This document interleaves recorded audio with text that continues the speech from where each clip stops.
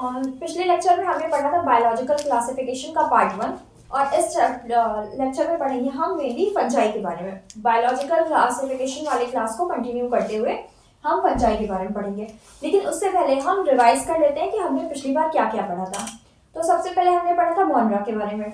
मोनरा क्या होते हैं? यूनिसेलुलर होते हैं और प्रोकैरियोटिक ऑर्गेनिज्म होते हैं, जिनमें न्यूक्लियस जो होता है वो प्रिमिटिव होता है। और उसके एग्जाम्पल्स थे ब्लू ग्रीन एल्गी और जिन्हें हम साइनोबैक्टीरिया भी कहते हैं।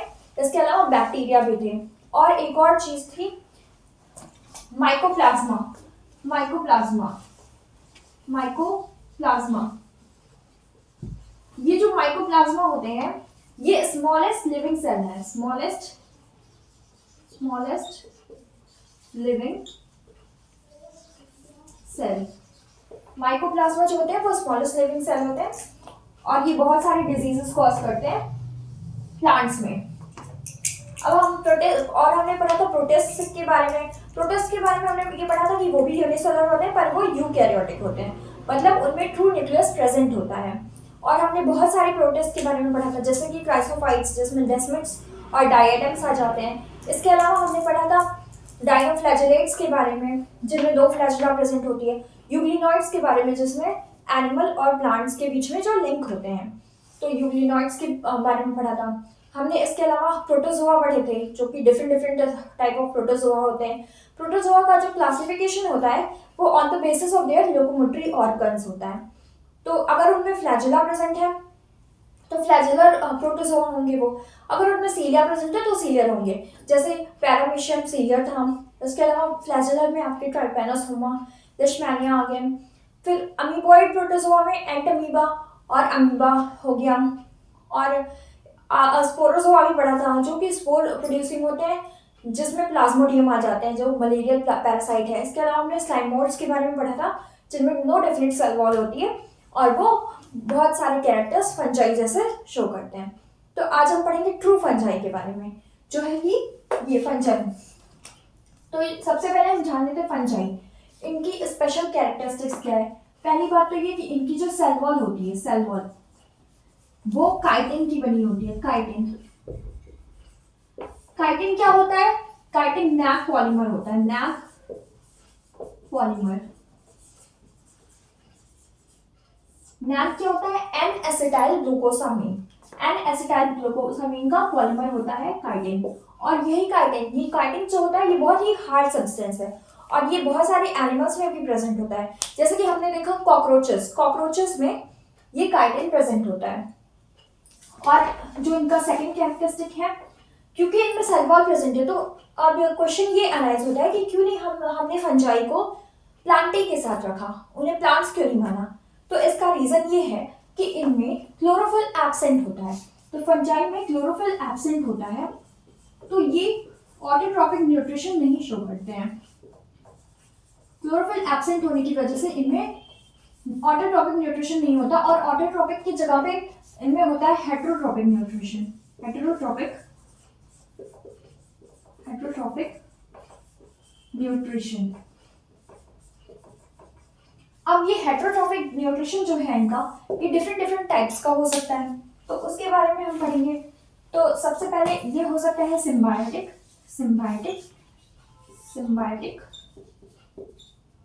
दूसरा हो सकता है ये सैप्रोफाइटिक। और हो सकता है इनका हेटेरोट्रॉपिक न्यूट्रिशन पैरासाइटिक फॉर्म में, पैरासाइटिक। और इनका सैप्रो न्यूट्रिशन जो है माइकोराइजल फॉर्म में भी ये हो सकते हैं। Mycorrhizal form.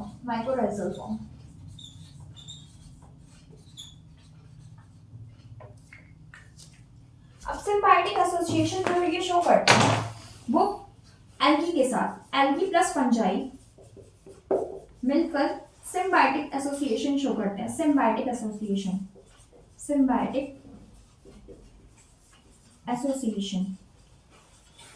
और इस एसोसिएशन को हम कहते हैं लाइकेन जो होते हैं वो इकोनॉमिकली बहुत इंपॉर्टेंट है, क्योंकि ये ऐसी जगह पे ग्रो करते हैं जहां पोल्यूशन नहीं होता। और ये सल्फर डाइऑक्साइड पोल्यूशन के इंडिकेटर भी हैं। ये वहाँ पे नहीं ग्रो करेंगे जहाँ पे सल्फर डाइऑक्साइड पॉल्यूशन होगा, इसलिए ये हमेशा ऐसी जगह पे ग्रो करते हैं जो एरिया पॉल्यूशन फ्री होता है, वो सल्फर डाइऑक्साइड पॉल्यूशन इंडिकेटर होते हैं। लाइकेन के बारे में, हम लाइकेन के बारे में भी कुछ जान लेते हैं, कुछ चीज़ें। पहली बात तो ये इनमें दो कंपोनेंट होता है, एक एल्गल और एक फंगल। जो एल्गल कंपोनेंट होता है उनको हम कहते हैं फाइकोबायंट। ये होता है एल्गल कंपोनेंट। दूसरा जो होता है वो माइकोबायंट होता है, माइकोबायंट।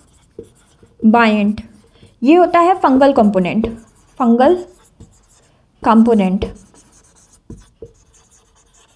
अब लाइकेन के बारे में बहुत सारी हाइपोथेसिस दी गई है, जैसे मास्टर से स्लेव हाइपोथेसिस, जिसमें ये कहा गया कि जो ये माइकोबायंट है यानी फंगल कंपोनेंट है, ये डोमिनेंट है, और जो एल्गल कंपोनेंट है वो डोमिनेंट नहीं है। तो एक हाइपोथेसिस ये हो गई मास्टर और स्लेव, तो इसको मास्टर माना गया और इसको स्लेव माना गया है। दूसरी है हस्बैंड वाइफ, और इसमें हस्बैंड वाइफ रिलेशनशिप माना गया कि ये जो होता है ये फंगल कंपोनेंट, क्योंकि ये डोमिनेंट होता है तो इसको ऐसा माना गया कि ये हस्बैंड है और ये वाइफ। और इनका काम क्या होता है, तो माइकोबायंट जो होता है इसका काम ये होता है कि ये न्यूट्रिशन को अब्जॉर्ब करता है फ्रॉम द सॉइल, और फाइकोबायंट जो होता है ये फूड सिंथेसिस का काम करता है। मतलब जो एल्गी होती है, क्योंकि उसमें क्लोरोफिल होता है इसलिए वो फूड सिंथेसिस का काम करती है। फंगल कंपोनेंट इसके अलावा वो अपने हाइफे के अंदर एल्गी को रहने की जगह भी देता है, तो ये भी इसका काम हो गया। तो लाइकेन के बारे में हमने पढ़ा कि ये सिम्बायोटिक एसोसिएशन शो करता है। सैप्रोफिटिक फंजाई कौन से होते हैं? ऐसे फंजाई जो डेड डिकेइंग मैटर पे ग्रो करते हैं और वहाँ से अपना न्यूट्रिशन एब्जॉर्ब करते हैं, उनको कहते हैं सैप्रोफिटिक फंजाई। सैप्रोफिटिक फंजाई में आ गए मशरूम्स बहुत कॉमन है। इसमें से सबसे कॉमन मशरूम है अगैरिकस। इसके अलावा मोरेल्स, ट्रफल्स, ये एडिबल फंजाई होते हैं और ये भी सैप्रोफिटिक होते हैं। पैरासिटिक के बारे में हम पढ़ते हैं। बहुत सारे फंजाई ऐसे होते हैं जो होस्ट प्लांट के अंदर एंटर करके उनमें डिजीजेस कॉज करते हैं और उनमें एज अ पैरासाइट रहते हैं। ये या तो परमानेंटली रह सकते हैं पैरासाइटिक फॉर्म में, एग्जाम्पल ऑब्लिगेट पैरासाइट, या फिर वो कभी कभी रहते हैं और कभी कभी वो दूसरे मोड ऑफ न्यूट्रिशन पे डिपेंड करते हैं। तो जो टेम्पररीली रहते हैं उनको हम कहते हैं फैकल्टेटिव पैरासाइट।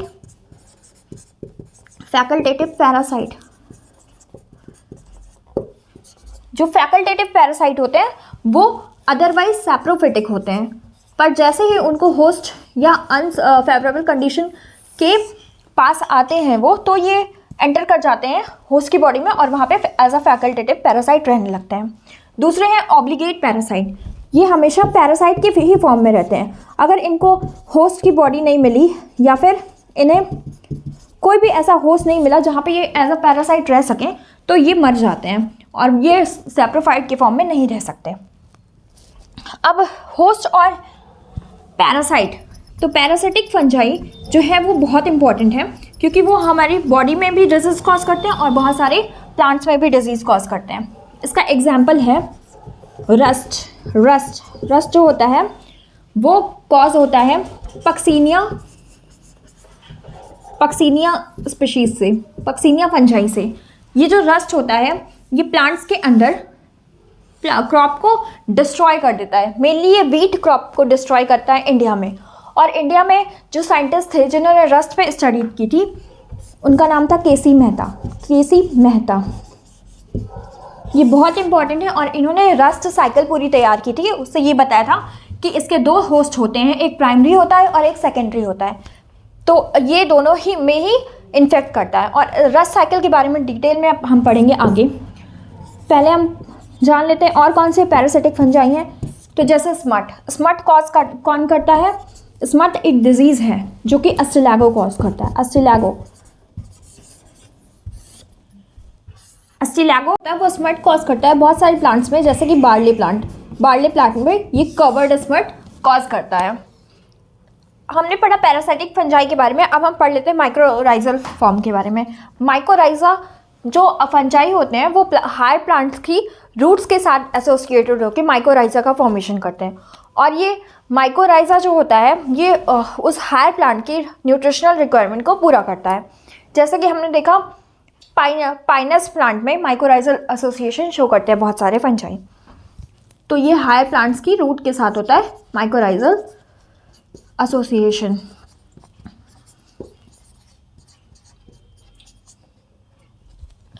तो फंजाई को अभी तक हमने पढ़ा उसके न्यूट्रिशन के बेसिस पे 4 पार्ट्स में, सिम्बायोटिक, सैप्रोफिटिक, पैरासिटिक और माइकोराइजल। इसमें अलग अलग फंजाई के बारे में हमने डिस्कस किया। ये जो लाइकेन होता है इसमें जो सबसे इम्पॉर्टेंट फंजाई होता है जो मोस्टली लाइकेन में पाया जाता है वो है एस्कोमाइकोटेना मेंबर का फंजाई, एस्कोमाइकोटेना मेंबर।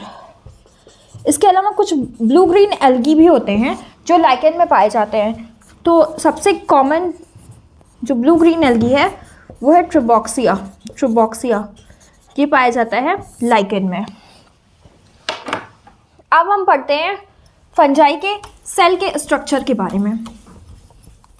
तो फंगस का सेल, वैसे तो फंजाई जो होते हैं वो मल्टी सेलर होते हैं, लेकिन हमने पाया है कि कुछ फंजाई मोस्टली एक ही टाइप का जनरा जो होता है वो यूनिसेलर होता है। क्या आप गेस कर सकते हैं कि वो कौन सा फंजाई है जो यूनिसेलर होता है?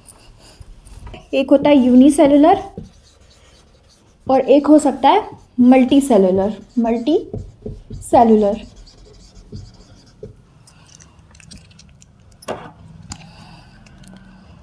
यूनिसेलुलर फंजाई में आता है ईस्ट और all other fungi are multi cellular except yeast. और ईस्ट का जो सबसे इम्पॉर्टेंट जनरा है वो है सैक्रोमाइसिस। एक होता है साइजोसैक्रोमाइसिस।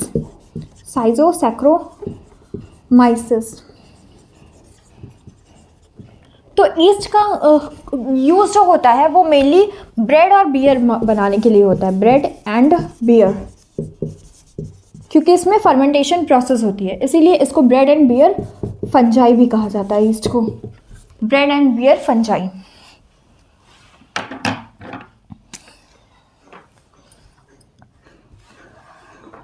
अब हमने पढ़ा कि फंजाई जो है वो 2 तरह के हैं, एक यूनिसेलर होते हैं और एक मल्टीसेलर होते हैं। यूनिसेलर में ईस्ट आ जाता है और बाकी मल्टीसेलर में रिमेनिंग सारे फंजाई आ जाते हैं। अब और फंजाई का क्या इंपॉर्टेंस है वो हम देख लेते हैं। एंटीबायोटिक बनाने में भी फंगस का यूज़ होता है। जैसे कि वर्ल्ड की फर्स्ट जो एंटीबायोटिक थी वो बनी थी पेनिसिलियम नाम के फंजाई से, और उस एंटीबायोटिक को क्या नाम दिया गया? पेनिसिलिन। ये जो फंजाई था वो था पेनिसिलियम नोटाटम। अब फंजाई के स्ट्रक्चर के बारे में हम देख लेते हैं कि फंजाई का स्ट्रक्चर कैसा होता है। तो फंजाई का जो स्ट्रक्चर है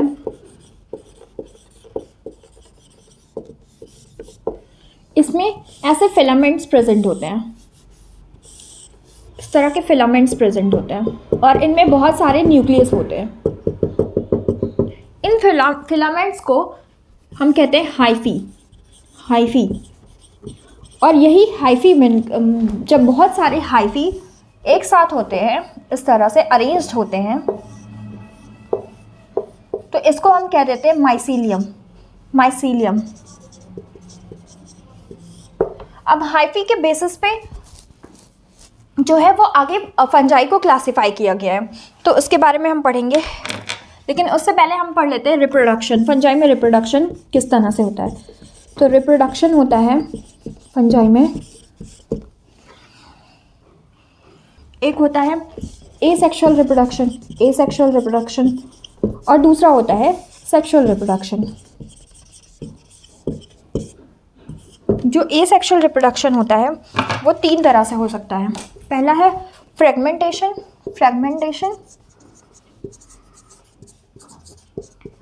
दूसरा है बडिंग, तीसरा है फिजन। बडिंग ईस्ट में होती है, ईस्ट शो करता है बडिंग, सेक्सुअल रिप्रोडक्शन के जो टाइप्स हैं, इसके अलावा ये सेक्सुअल रिप्रोडक्शन जो है वो हो सकता है कुछ स्पोर्स के थ्रू, जो कि होते हैं एसेक्सुअल स्पोर्स। जो एसेक्सुअल स्पोर्स होते हैं वही एसेक्सुअल रिप्रोडक्शन करते हैं, जैसे कि कोनिडियोफोर से निकलता है conidia. Sporangia is also a type of asexual spores. और जू स्पोर्स जो होते हैं वो मोटाइल होते हैं और ये भी एसेक्सुअल रिप्रोडक्शन करते हैं। इनमें फ्लैजुला प्रेजेंट होते हैं, इस फ्लैजुला की हेल्प से ये मूव कर सकते हैं। फिर सेक्सुअल रिप्रोडक्शन वो होता है वो सेक्सुअल स्पोर्स के थ्रू होता है, सेक्सुअल स्पोर्स के थ्रू। ये सेक्सुअल स्पोर्स क्या होते हैं? तो sexual spore ascospore and basidiospores. ऊस्पोर, ascospore and basidiospores, ये 3 तरह के सेक्सुअल स्पोर्स पाए जाते हैं और ये रिप्रोडक्शन में हेल्प करते हैं फंजाई की। अब फंजाई का जो रिप्रोडक्शन होता है उसमें 2 स्टेप्स होती हैं। पहला स्टेप है प्लाज्मोगैमी, मतलब सेल के अंदर के जो मटेरियल है, मतलब साइटोप्लाज्म, उनका फ्यूजन। जब 2 हाइफी एक दूसरे के कांटेक्ट में आते हैं या एक दूसरे के पास आते हैं तो उनके साइटोप्लाज्म जो होते हैं वो एक दूसरे में इंटरमिंगल्ड हो जाते हैं और इस प्रोसेस को हम कहते हैं प्लाज्मोगैमी। और प्लाज्मोगैमी के बाद जो प्रोसेस होती है उसको हम कहते हैं कैरियोगैमी। उसमें क्या होता है, न्यूक्लियस जो होते हैं वो आपस में फ्यूज हो जाते हैं। तो रिप्रोडक्शन में 2 प्रोसेसेस होती हैं। रिप्रोडक्शन ऑफ फंजाई, इसमें 2 प्रोसेस होती हैं। पहले होती है प्लाज्मोगैमी और दूसरी होती है कैरियोगैमी।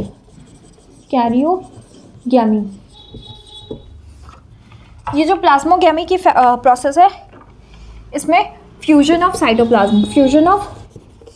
साइटोप्लाज्म होता है और जो कैरियोगैमी होती है इसमें फ्यूजन ऑफ न्यूक्लियस होता है। कभी कभी इन दोनों स्टेजेस के बीच में एक तीसरी स्टेज भी पाई जाती है जिसको कहते हैं डाइकैरियन स्टेज क्या होती है इसके बारे में हम जानेंगे। फ्यूजन ऑफ साइटोप्लाज्म को हम कहते हैं प्लाज्मोगैमी और फ्यूजन ऑफ न्यूक्लियस को हम कहते हैं कैरियोगैमी। डाइकैरियन स्टेज वो स्टेज होती है जो इंटरमीडिएट होती है बिटवीन प्लाज्मोगैमी एंड कैरियोगैमी। ये किसी किसी फंजाई में पाई जाती है।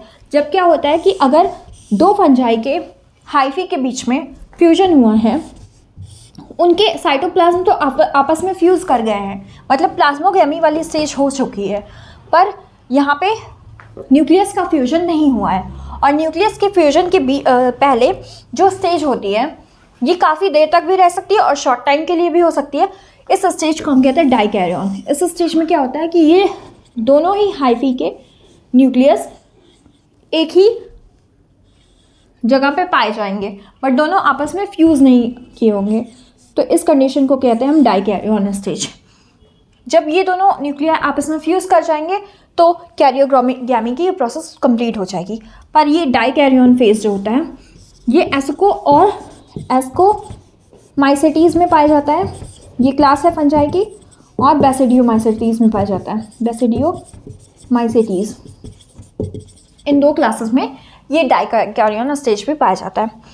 अब हम पढ़ेंगे, हमने पढ़ा प्लाज्मोगैमी और कैरियोगैमी के बारे में और डाइकैरियन स्टेज के बारे में। ये डाइकैरियन स्टेज बहुत ही इंपॉर्टेंट है। इसके बाद हम जो नेक्स्ट पढ़ेंगे वो है क्लासिफिकेशन फंजाई का। तो जब हम फंजाई को क्लासिफाई करते हैं तो इनमें 4 मेन क्लासेस हैं जिनमें हम फंजाई को क्लासिफाई कर सकते हैं और वो क्लासेस हैं फाइकोमाइसेटीज़,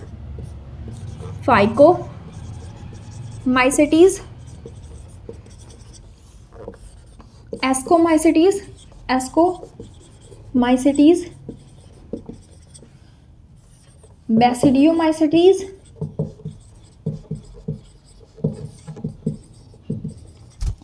और जो चौथी है वो है ड्यूटेरोमाइसेटीज़।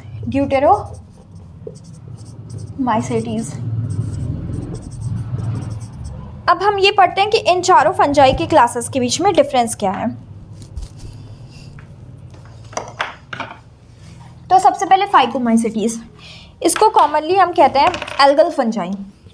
एल्गल फंजाई, एल्गल फंजाई या प्रिमिटिव फंजाई भी कहते हैं। ऐसा क्यों कहते हैं? हम इसे एल्गल फंजाई या प्रिमिटिव फंजाई इसलिए कहते हैं क्योंकि इसके बहुत सारे कैरेक्टर्स ऐसे हैं जो एल्गी के साथ मैच करते हैं, तो इसीलिए हम इनको एल्गल फंजाई कहते हैं। और ये प्रिमिटिव ग्रुप है फंजाई का। इससे ये पता चलता है कि कहीं ना कहीं एल्गी और फंजाई दोनों का इवोल्यूशन जो है वो एक दूसरे से लिंक्ड है। तो ये हो गया एल्गल फंजाई। फिर इसके बाद एस्कोमाइसिटीज को के मेंबर्स को हम कहते हैं sac fungi. Sac fungi. Basidiomycetes के मेंबर्स को हम कहते हैं क्लब फंजाई। क्लब फंजाई, इनको हम कहते हैं क्लब फंजाई। फिर उसके बाद ड्यूट्रोमाइसिटीज के मेंबर्स को हम कहते हैं fungi imperfecti. Fungi imperfecti. Fungi imperfecti. तो क्वेश्चन ये अराइज होता है कि इन्हें हम फंजाई इम्परफेक्टाई क्यों कहते हैं। तो इसके पीछे का ये रीज़न है कि इनमें जो है वो सेक्सुअल रिप्रोडक्शन पूरी तरह से एब्सेंट होता है, तो इसलिए इन फंजाई को हमने इम्परफेक्ट माना है और इन्हें कह दिया फंजाई इम्परफेक्टाई। अब एक बहुत ही इम्पॉर्टेंट चीज़ है कि जो फाइकोमाइसिटीज़ के मेंबर्स हैं, ये अकेला ऐसा फंजाई है जो सिनोसिटिक होने के साथ एसेप्टेट कंडीशन शो करता है। सिनोसिटिक प्लस एसेप्टेट होता है। बाकी के सारे फंजाई क्या होते हैं, वो सिनोसिटिक होते हैं पर सेप्टेट होते हैं। सिनोसिटिक के साथ सेप्टेट होते हैं। सिनोसिटिक सेप्टेट, सिनोसिटिक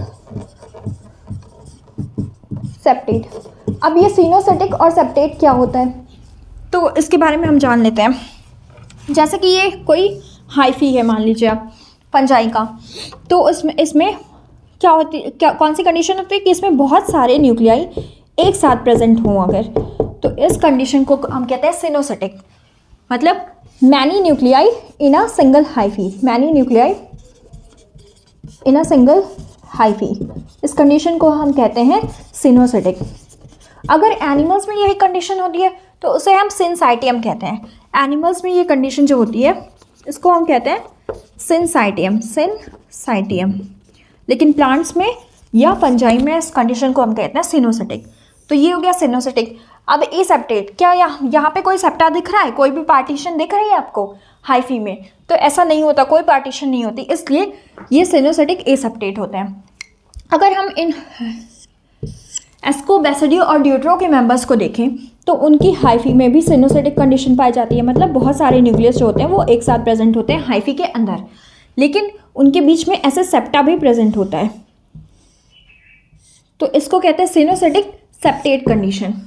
अगर हम बेसिडियोमाइसिटीज में देखें तो इनमें स्पेशल टाइप का कैरेक्टर पाया जाता है कि इनकी हाइफी तो जो होती है वो सिनोसिटिक तो होती है, लेकिन इनका जो सेप्टा होता है वो पूरी तरह से कंप्लीट नहीं होता, थोड़ा सा इनकम्प्लीट होता है। इस टाइप का सेप्टा पाया जाता है जिसको बैरल शेप्ड सेप्टा कह सकते हैं हम, और इनको कॉमनली कहा जाता है डोलियोपोर सेप्टा।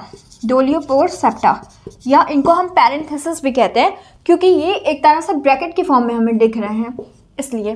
तो डोलियोपोर सेप्टा किसका कैरेक्टरिस्टिक है? बेसिडियोमाइसिटीज का कैरेक्टरिस्टिक है। ये ड्यूट्रोमाइसिटीज भी जो होते हैं वो सिनोसिटिक और सेप्टेट कंडीशन होती है उनमें। अब फाइकोमाइसिटीज के बारे में हमने ये पढ़ा। फाइकोमाइसिटीज के जो मेंबर्स होते हैं वो कहाँ पाए जाते हैं? तो वो एक्वाटिक भी हो सकते हैं, एक्वाटिक भी हो सकते हैं।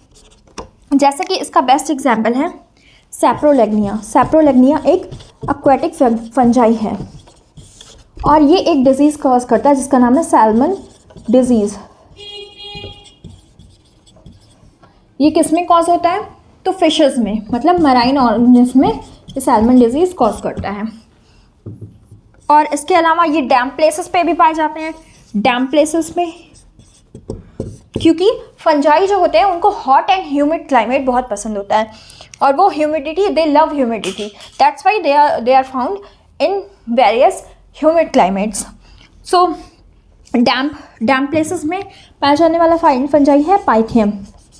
पाइथियम जो होता है ये डैम्प प्लेसेस में पाया जाता है और ये कॉज करता है डाउनी मिल्ड्यू डिजीज बहुत सारे प्लांट्स में। उसके अलावा जो फाइकोमाइसेटीज के मेंबर्स होते हैं वो लैंड पे तो पाए ही जाते हैं, लैंड पे, एयर में इनके स्पोर्स पाए जाते हैं और इनका जो रिप्रोडक्शन होता है, इनका रिप्रोडक्शन थ्रू ऊस्पोर होता है।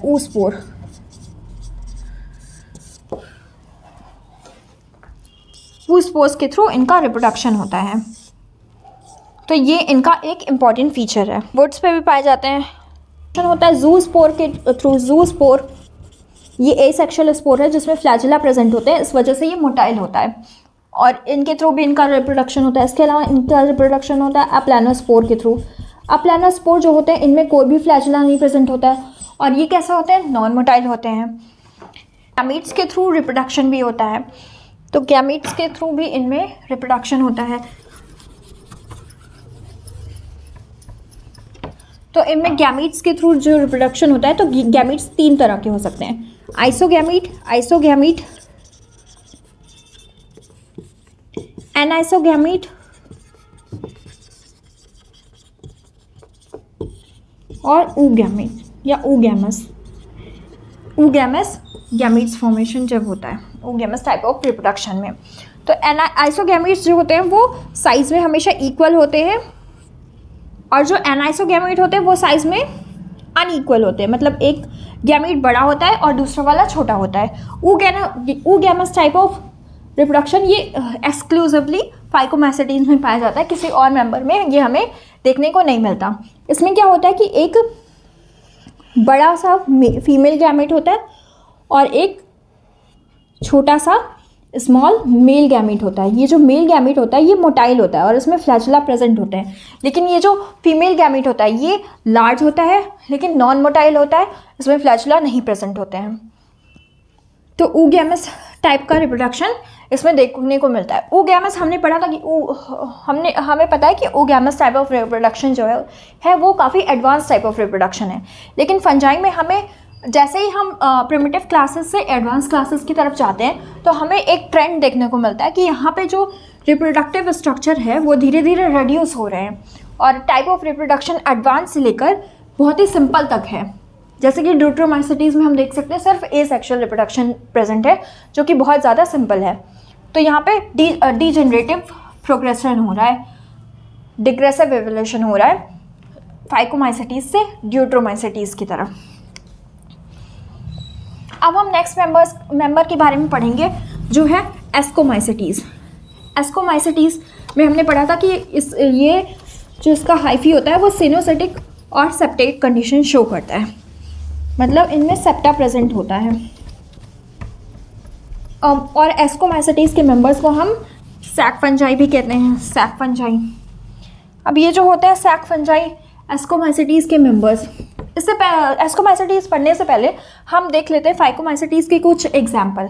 जैसे कि एल्ब्यू हमने देखा था, पाइथियम जो होता है वो डाउनी मिल्ड्यू कॉज करता है। इसके अलावा सैप्रोलैग्निया है वो एक्वेटिक प्लांट्स में डिजीज़ कॉज करता है जैसे कि सोलमन डिजीज़। इसके अलावा एल्ब्यूगो है, इसमें एल्ब्यूगो कैंडाइडा या सिस्टोपस कैंडाइडस कहते थे इससे पहले, तो ये वाइट रस्ट कॉज करता है किसमें, क्रूसीफर्स में।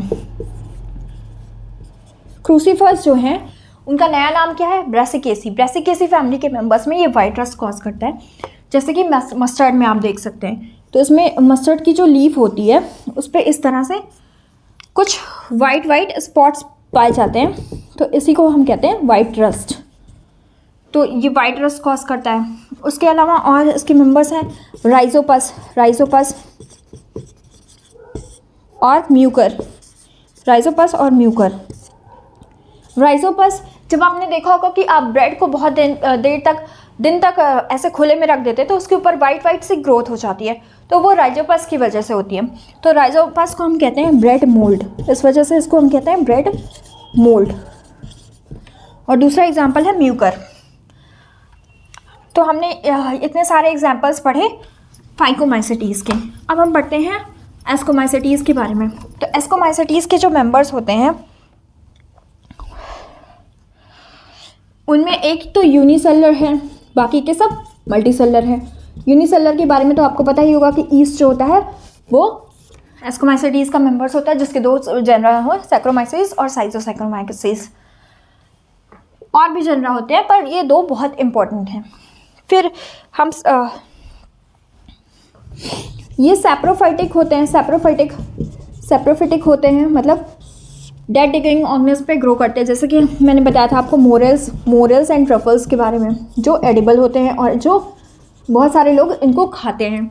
फिर उसके बाद ये कॉप्रोफिलस हो सकते हैं। कॉप्रोफिलस मतलब ये ग्रो करते हैं डंग पे, डंग ऑफ एनिमल्स की डंग पे ग्रो करते हैं। एग्जाम्पल है इसका पेजाइजा। पेजाइजा को हम कहते हैं कप फंजाई। इसके अलावा ये पैरासाइटिक भी होते हैं। तो ये हो गए सैप्रोफाइटिक, कॉप्रोफिलस, पैरासाइटिक और कुछ सिम्बायोटिक भी होते हैं। जैसे कि मैंने बताया था कि बहुत सारे जेनरा एस्कोमाइसिटीज़ के हैं जो लाइकेन फॉर्म करते हैं। अब ये जो होते हैं ये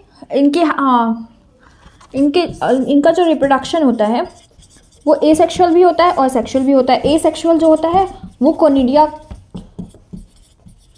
से होता है। कोनिडिया जो होते हैं वो स्पेशल टाइप ऑफ स्ट्रक्चर जिन्हें कोनिडियोफोर कहते हैं, वो उस पर ग्रो करते हैं।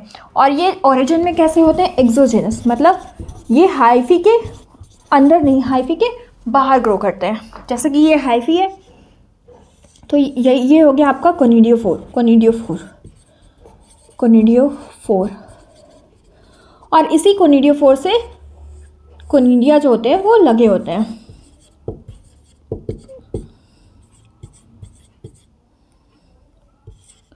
चेन्स ऑफ कोनिडिया यहाँ से लगी होती है। अब इनमें जो सेक्सुअल रिप्रोडक्शन होता है वो स्पेशल टाइप ऑफ स्पोर्स के थ्रू होता है, जो कि होते हैं एस्कोस्पोर्स। हमने देखा था कि कोनिडिया जो होती है वो एक्सोजिनस होती है, लेकिन जो एस्कोस्पोर्स होते हैं वो एंडोजिनस होते हैं। वो ओरिजिन में एंडोजिनस होते हैं, मतलब वो हाइफी के अंदर ही फॉर्म होते हैं। अब यहाँ पे हम देख लेते हैं कि ये है हाइफी, और यहाँ से निकले होंगे आपके कुछ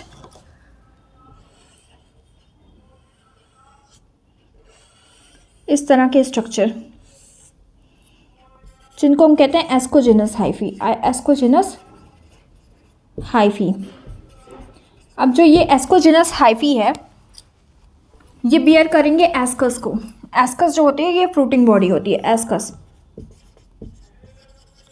और ये एस्कस जो है यही बियर करेगा एस्कोस्पोर्स। ये हैं एस्कोस्पोर्स। एस्कोस्पोर्स जो होते हैं वो हमेशा 8 इन नंबर, 8 प्रोड्यूस होते हैं। एक एस्कस के अंदर 8 एस्कोस्पोर्स प्रेजेंट होते हैं। तो हमने देखा कि जो एस्कोमाइसिटीज़ है उसमें जो सेक्सुअल रिप्रोडक्शन होता है वो थ्रू एस्कोस्पोर्स होता है, और एक एस्कस के अंदर 8 एस्कोस्पोर्स प्रेजेंट होते हैं। और ये एस्कोस्पोर्स जो होते हैं ये एंडोजेनस होते हैं, क्योंकि ये एस्कस के अंदर ग्रो कर रहे हैं। अब हम आगे पढ़ेंगे कि इसकी जो फ्रूटिंग बॉडी होती है, एस्कोमाइसिटीज़ की जो फ्रूटिंग बॉडी होती है वो 3 तरह की हो सकती है। पहली होती है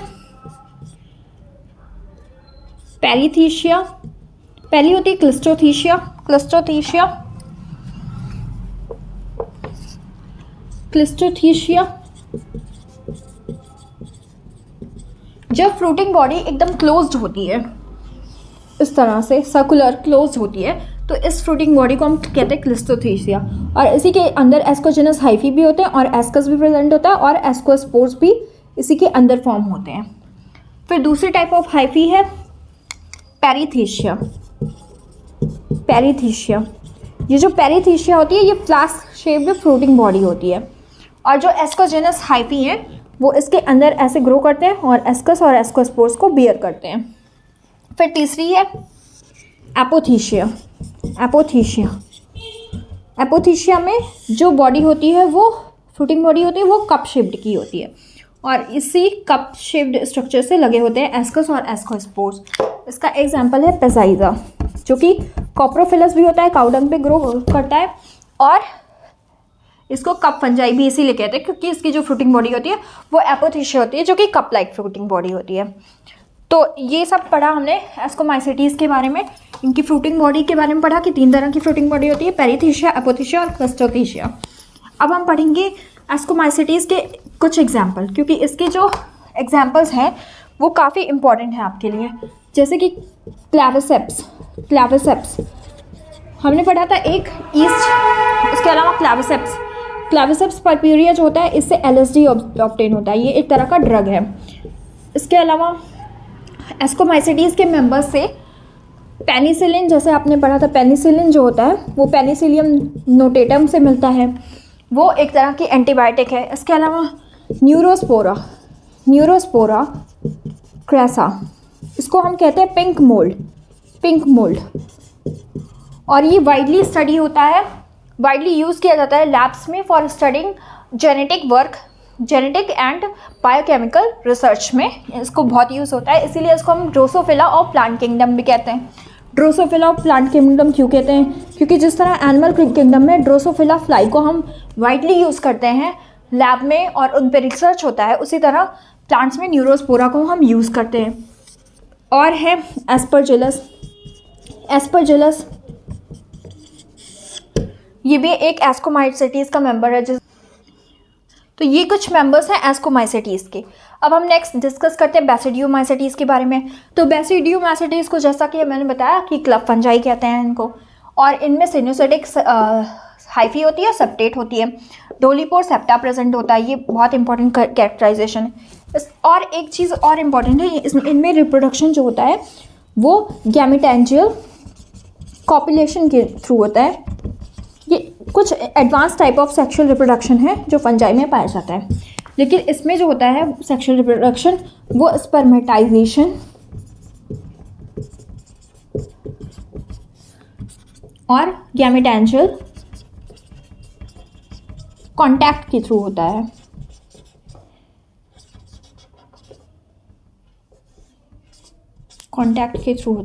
एनसीईआरटी लेवल पे बस आपको इनका नाम याद रखना है, इनके बारे में डिटेल अभी नहीं पढ़ना है, अभी इसकी ज़रूरत नहीं है।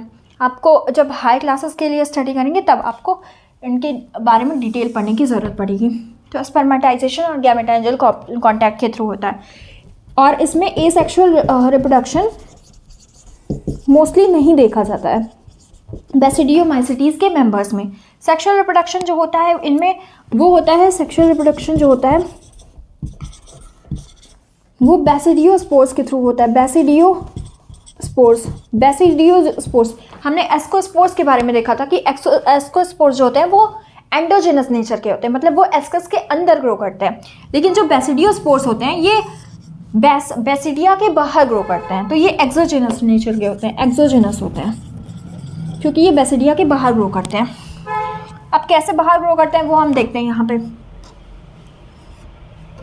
ये हो गया बेसिडिया, ये हो गया आपका हाइफी, ये है हाइफी, ये है बेसिडिया, और इसी के ऊपर लगे होते हैं बेसिडियोस्पोर्स।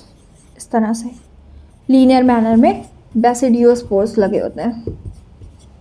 ये सेक्सुअल स्पोर्स होते हैं और ये ग्रो करके न्यू हाइफी का फॉर्मेशन करते हैं। और एक बहुत ही इंपॉर्टेंट बात ये है कि हमेशा बेसिडियोस्पोर्स जो होते हैं वो 4 इन नंबर होते हैं, एक बेसिडिया पे 4 बेसिडियोस्पोर्स ग्रो करते हैं। ड्यूट्रोमाइसेटीज के बारे में हमने पढ़ा कि ड्यूट्रोमाइसेटीज, अब बेसिडियोमाइसेटीज में हमें इनके मेंबर्स के बारे में पढ़ना है, इसका एग्जाम्पल पढ़ना है। तो बेसिडियोमाइसेटीज के कुछ एग्जाम्पल हैं, जैसे सबसे फेमस जो है वो है मशरूम, इसको अगैरिकस कहते हैं। ये एडिबल होता है और खाने में यूज़ होता है। इसके अलावा इसके जो मेंबर्स हैं वो है प्लागो पक्सीनिया, जो कि रस्ट और स्मट कॉज करते हैं। ये 2 इंपॉर्टेंट मेंबर्स हैं। बेसिडियोमाइसेटीज के जो मेंबर्स होते हैं वो मोस्टली सॉइल में भी ग्रो कर सकते हैं, डैम्प प्लेसेस में भी ग्रो करते हैं, लॉग्स के ऊपर, वुड्स के ऊपर, इन सब जगहों पे ग्रो कर सकते हैं। अब हम देखते हैं ड्यूट्रोमाइसेटीज़ के बारे में। तो ड्यूट्रोमाइसेटीज़ के मेंबर्स जो होते हैं वो एसेक्सुअल रिप्रोडक्शन उनमें नहीं पाया जाता है। अगर हमें डिस्कवर हो गया कि उनमें सेक्सुअल रिप्रोडक्शन नहीं पाया जाता, अगर हमने डिस्कवर कर लिया सेक्सुअल रिप्रोडक्शन इन मेंबर्स में, तो हम उनको शिफ्ट कर देते हैं टू एस्को और बेसिडियोमाइसेटीज़ में।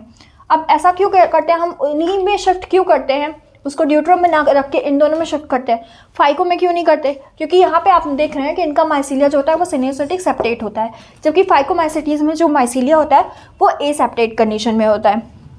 तो ये फाइकोमाइसेटीज़ से डिफर करते हैं, इसलिए हम इन्हें फाइको में नहीं रख सकते।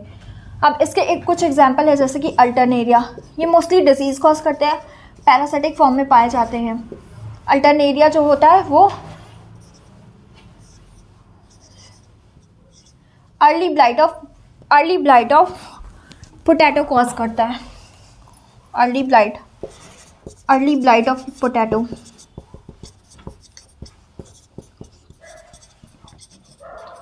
इसके अलावा कोलेटोट्राइकम, ये केन में पढ़ा होगा। फ्यूजेरियम टिक्का डिजीज कॉज करता है ग्राउंडनट में। ट्राइकोडर्मा जो होता है इसका हम बहुत ज़्यादा यूज़ करते हैं बायोलॉजिकल कंट्रोल में। मतलब ये ऐसा फंजाई है जो कि दूसरे हार्मफुल बैक्टीरिया या अदर पैथोजेंस जो कि प्लांट्स के लिए बहुत हार्मफुल होते हैं, उन्हें ये खा लेता है, उन्हें डिस्ट्रॉय कर देता है उनकी बॉडी में घुस के। तो ये ट्राइकोडर्मा जो है वो as a biological control agent use होता है। तो हमने फंजाई की 4 क्लासेस के बारे में पढ़ा और उनके इम्पॉर्टेंट कैरेक्टर्स पढ़े। तो इस तरह से ये फंजाई टॉपिक आपका पूरा कवर हो गया। और ये इससे कोई भी डाउट है तो आप मुझे कमेंट सेक्शन में पूछ सकते हैं। और please like, share and subscribe करें इस चैनल को अगर आपको इसका कंटेंट अच्छा लगता है तो। Thank you.